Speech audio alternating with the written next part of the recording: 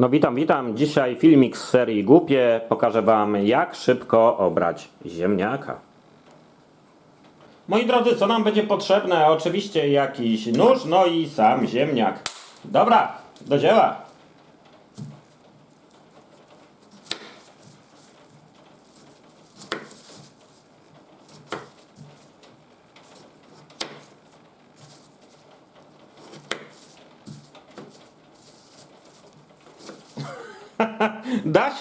Da się.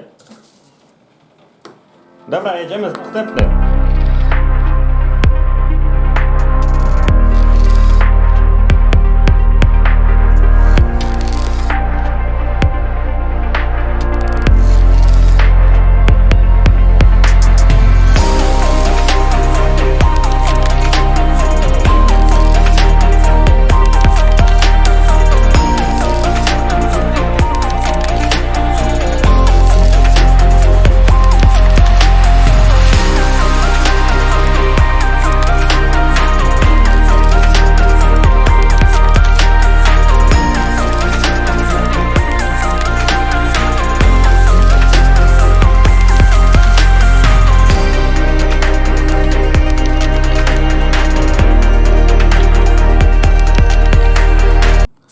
Także jak to się, moi drodzy, mówi, dla chcącego nic trudnego. Ziemniaczki mamy obrane w ekspresowym tempie.